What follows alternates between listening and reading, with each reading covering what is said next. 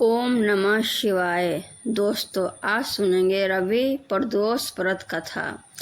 Channel में नए हैं तो चैनल को सब्सक्राइब कर लीजिएगा। प्राचीन समय की बात है। एक नगर में एक अत्यंत गरीब ब्राह्मण रहता था। ब्राह्मण बहुत विद्वान और धर्मपरायण था, किंतु उसकी आर्थिक स्थिति अत्यंत दयनीय थी। वह प्रतिदिन भगवान शिव की पूजा करता और जो कुछ भी भिक्षा में मिलता उसी से अपने परिवार का पालन पोषण करता। उसकी पत्नी भी पवित्रता और धार्मिक स्वभाव की थी।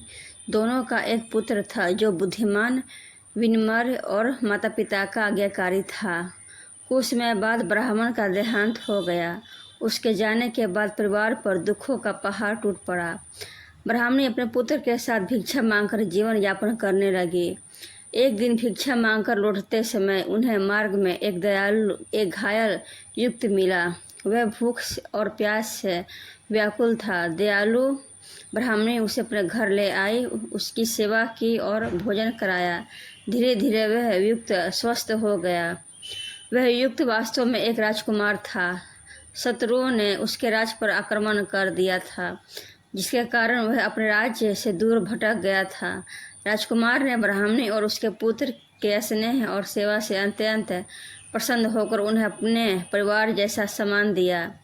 उसी नगर में एक महान ऋषि का आश्रम था।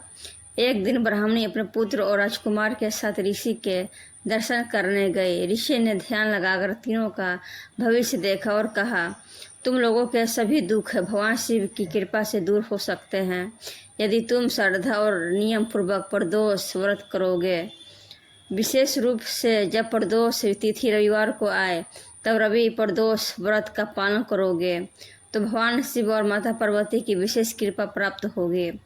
ऋषि ने उन्हें प्रदोष व्रत की विधि भी बताई।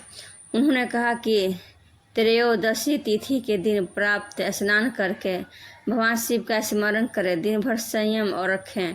संध्या समय शिवलिंग का जल, दूध, दही, घी, शहद और गंगाजल से अभिषेक करें। बेलपत्र, धतूरा, भांग, अक्षत, चंदन और पुष्प अर्पित करें।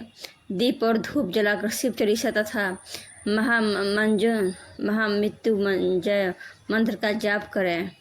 इसके बाद प्रदोष व्रत की कथा सुनें और अंत में भगवान शिव की आरती करें। ब्राह्मणी, उसका पुत्र और राजकुमार पूरी श्रद्धा से रवि प्रदोष व्रत करने लगे।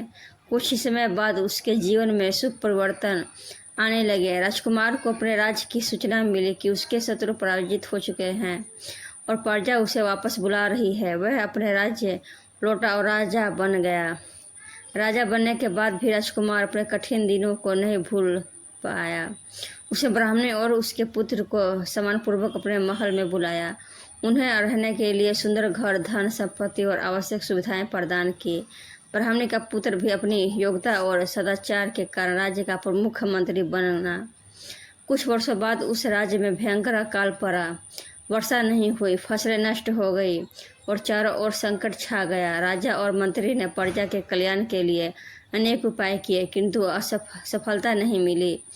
तब उन्हें ऋषि की बात याद आई। पूरे राज्य में रवि प्रदोष व्रत का आयोजन किया गया। सभी लोगों ने श्रद्धापूर्वक भगवान शिव की आराधना की और प्रदोष व्रत रखा।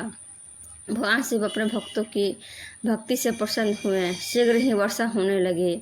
खेत हरे भरे हो गए, नदियां जल से भर गई और राज्य में फिर से सुख समृद्धि लौट आई।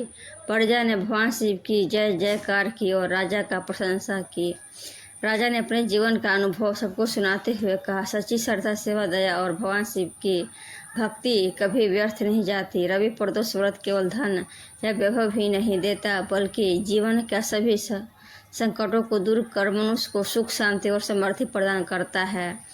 तब से उस राज्य में प्रत्येक रवि प्रदोष के दिन लोग विधि पूर्वक भगवान शिव की पूजा करने लगे। जो भी भक्त श्रद्धा, विश्वास और नियम पूर्वक इस व्रत को करता है उसकी मनोकामनाएं पूर्ण होती है।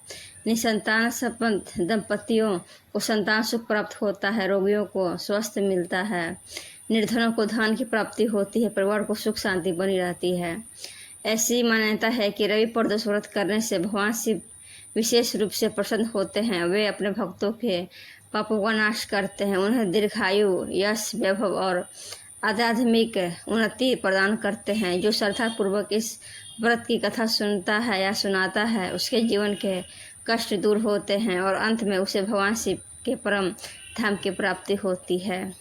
ओम नमः शिवाय। दोस्तों, ये वीडियो कैसा लगा आप लोगों को? अच्छा लगा होगा तो लाइक कर देना और कमेंट में ओम नमः शिवाय लिख देना। हम इसी तरह के वीडियो रोज़ आप लोगों के लिए लेकर आते रहेंगे। आप लोग वीडियो देखते हैं लेकिन चैनल को सब्सक्राइब नहीं करते हैं, तो प्लीज़ इस चैनल को सब्सक्राइब कर लीजिएगा। ओम नमः शिवाय। जय माँ पार्वती। हर हर महादेव।